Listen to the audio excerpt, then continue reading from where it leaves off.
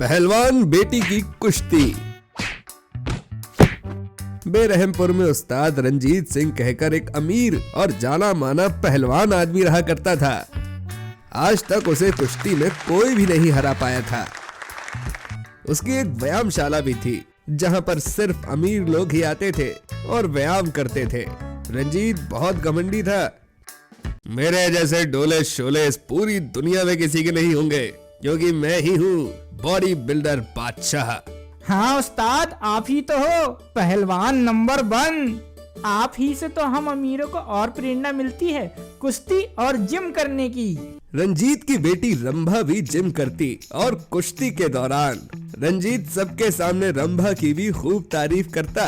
रंभा भी मेरी ही carbon copy है, ये सबको मक्खी की तरह कुचल देगी। आखिरकार ठहरी एक अमीर पहलवान की बेटी। यस पापा, मैं पापा की परी नहीं, पापा की पहलवान बेटी हूँ। गांव में सभी रंभा से डरा करते थे और वो जब जब उन सबके सामने से गुजरती थी वो अपनी अपनी गर्दन नीचे झुका लेते।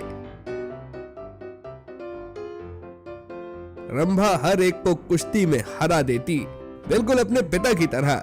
रंभा भी अपने पिता रंजीत की तरह ही घमंडी थी।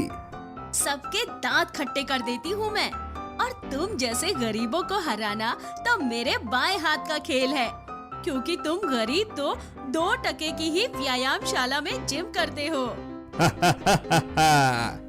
और वैसे भी इतिहास गवाह है, गरीब वर्सेस अमीर में जीत तो हमेशा अमीर की ही होती है, क्योंकि अमीर के पास ही हर चीज की पावर होती है। रंभा और रंजीत गरीब पहलवानों का इस तरह तिरस्कार करते रहते। एक दिन गरीब पहलवान का एक उस्ताद चंदू सिंह, देखो सभी, वो लोग चाहे जो भी कहें, हम गरीबों को अपनी मेहनत करते रहना चाहिए, क्योंकि वक्त ही बताएगा कि जीत किसकी होती है।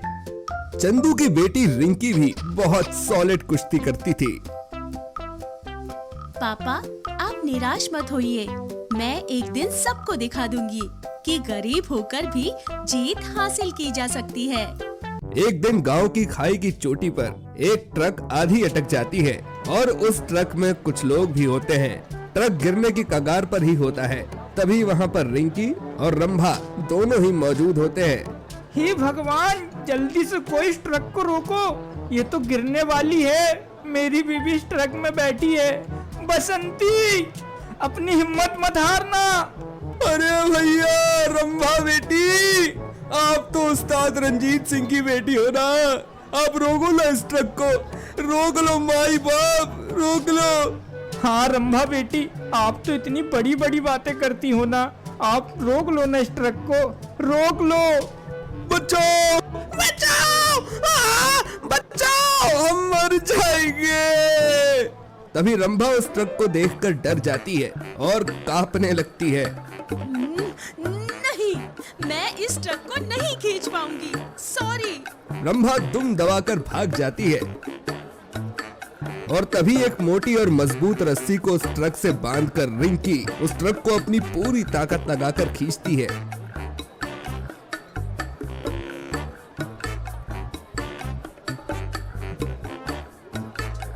और सभी गांव वालों को बचा लेती है। पूरा गांव रिंकी का सत्कार करता है और उसे नोटों का हार पहनाता है। अरे वाह रिंकी, तुमने तो कमाल ही कर दिया। I am proud of you. धन्यवाद सरपंच जी। रंजीत और रंभा को रिंकी से बहुत जलन होती है और रंभा खुलेआम रिंकी को कुश्ती में कॉम्पिटिट करने के लिए चैलेंज देती है। अरे हिम्मत है तो मेरे साथ कुश्ती खेलकर दिखा, तब मानो तुझे, रिंकी की बच्ची।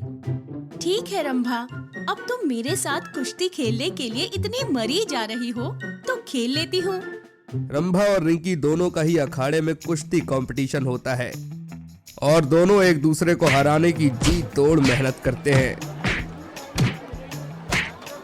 लेकिन आखिर में चंदू पहलवान की बेटी रिंकी ही कुश्ती जीतती है और रंभा बुरी तरह हार जाती है। इसे कहते हैं बड़ी बड़ी बातें और बड़ा पाव खाते। रंभा और रंजीत गांव में किसी को शक्ल दिखाने लायक भी नहीं बचते और रिंकी अपने गांव का नाम स्टेट और कंट्री लेवल रेसलिंग चैंपियनशिप में रोशन कर देती है।